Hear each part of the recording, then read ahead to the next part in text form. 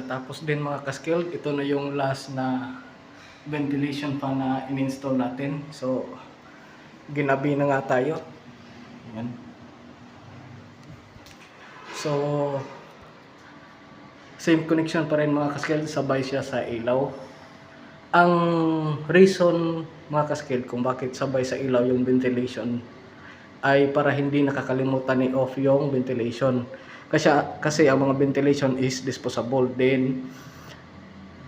Siyempre kapag may pumasok na tao tapos madilim, kagaya nito, automatic i-on yung ilaw. So sabay na yung ventilation para hindi mainitan ito sa loob. So yun lang mga ka-skilled, yan. Sa gitna siya nakatap, yan.